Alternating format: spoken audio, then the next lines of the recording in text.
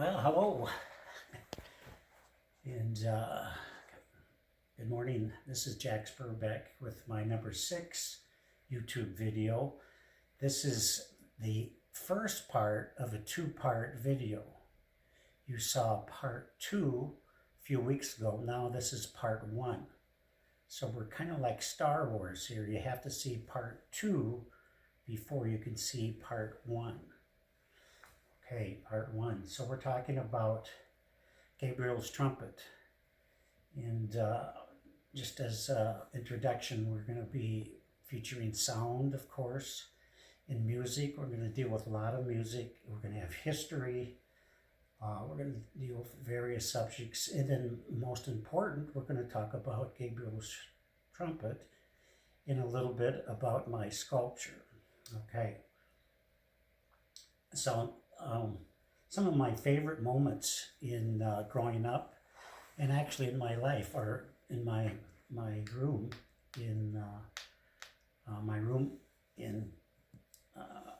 Manorville, and playing Beatles songs on guitar, and playing various other songs. And I'd be upstairs in my studio, and I'd be drinking sodas, and I'd be smoking my father's cigarettes. And that was a good time back then. Of course, we don't smoke now, but I remember that very well. And so what I'm trying to do here today is I'm kind of want to take myself back into that time, and I want to bring you in, and I want you to join me here in my studio back in the old days, okay? So let's talk about our music and the trumpet a little bit now.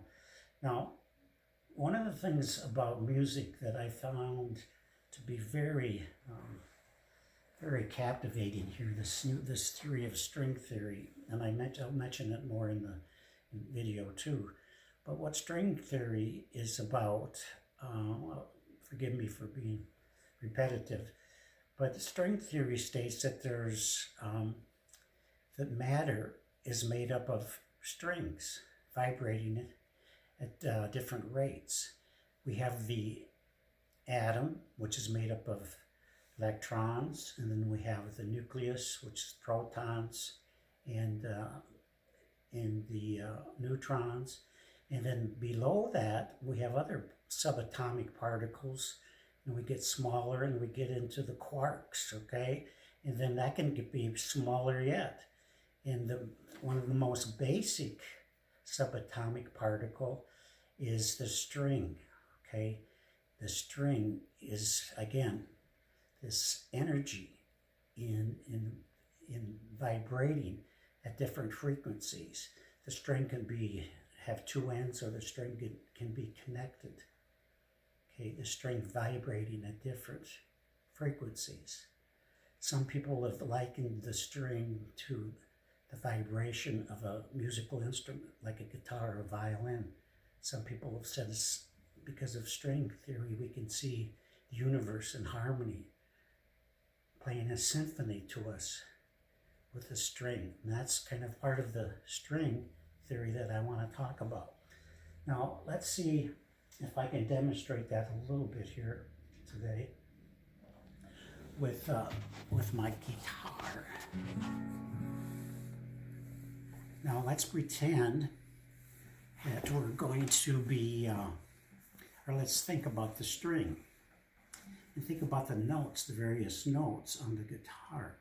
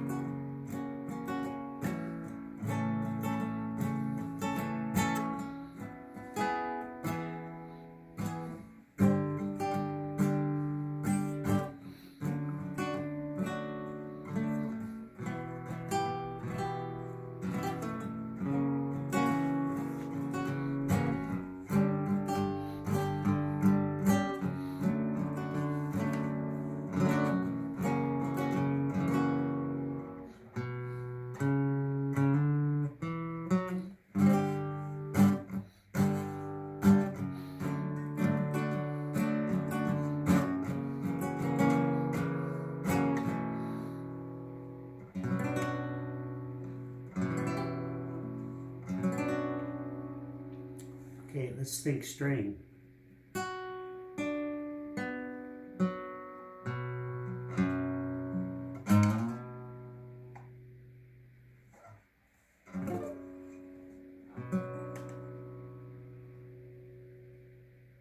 Okay, string.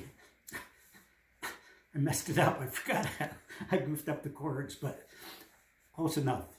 You know, when you film these things, these are live. Now, I'll tell you, when we film these programs, they're live. We don't edit anything, except for the very first video that we did. We had to edit it. And the reason we edited it is because it was banned from YouTube. They banned it from YouTube. And the reason they banned it is because I had copyright music, or the reason they may have banned it is because I had checkered shoes.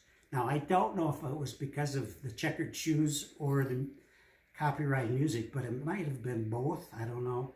So now, so again, this is live. Okay, this is all live. I don't rehearse, and I don't really write a script. I put a script in my mind. I have an outline, and these are free, pretty much free flowing thoughts.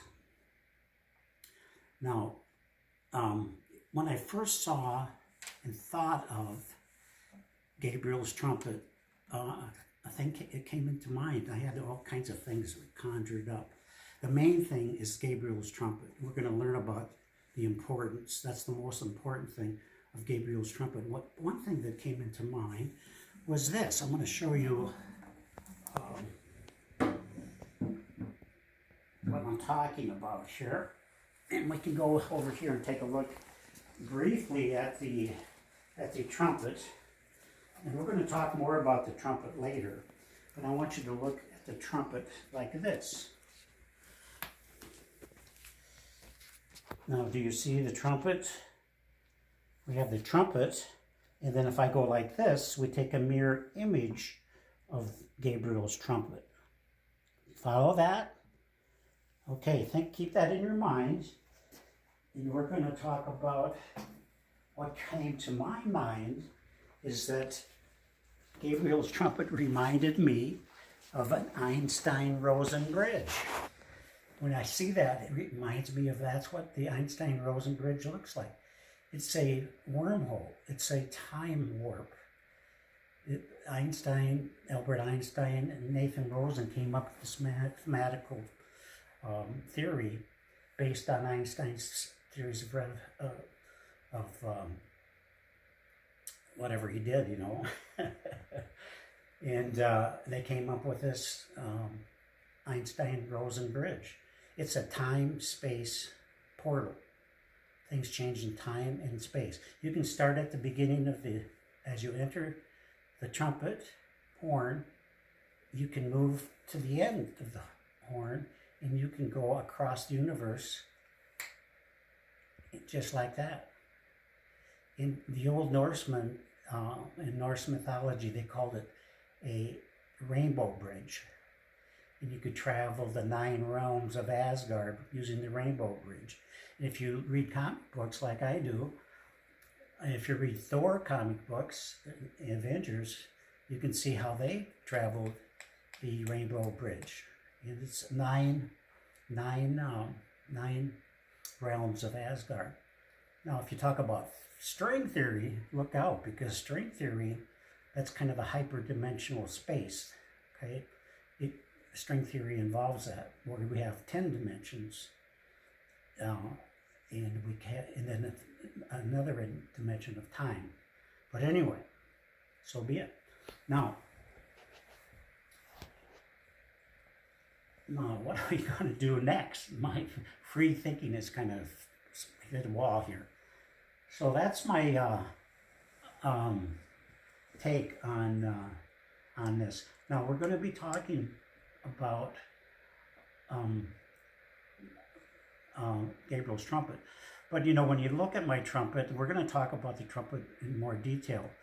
But you know, I try real hard to make these things well, and I put my heart and soul in putting these sculptures together.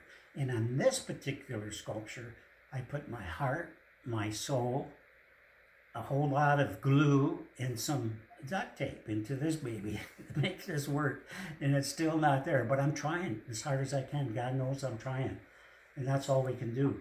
You know, the potters often try to make the perfect pot. You know, they're always out to make the perfect pot, but it's not going to happen. I got a clue for everybody that there's no perfect pot, and I learned that a long time ago. But I try hard. I try the best I can, and I do the best I can. But in the end, it's not going to be perfect by a long shot, especially for me. But that's my goal, to do my best. Now, in video 2, we're going to be talking about more about music. And we're going to be getting ready to sing a song. And again, you're going to hear this in video 2, but we're going to learn how to, you're going to help me with a song. You're going to help me with a song. And I actually looked at the video, and I've been viewing it, and I've heard you singing with it. And basically, we're doing really well. I've heard some really good guys singing. And some of you are singing, you know, like this.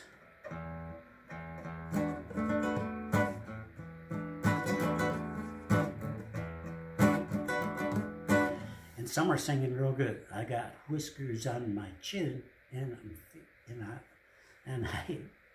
what am I ever saying? And they forget the words, and they come up with some really good ones. And my pad is kind of messy. And then some of you are singing, I can hear this. You're singing like, whoa, look out. I got whiskers on my chin, and my pad is... I really like that. Way to go. Some of you guys are doing that. So you new guys, you might want to sing it that way too, because it sounds really neat. So thank you for singing along on my video number 2. And I think I'm going to wrap it up here. I think this is it for episode number 1. And I want to thank you. If you subscribe to my channel, that's good. You know, maybe you don't like it. You can unsubscribe it, whatever you want to do.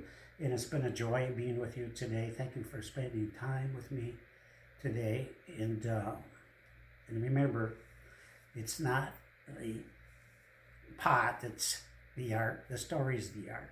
In the end, that's what's important to me anyway. Thank you very much, and have a good day. 10-4, over and out.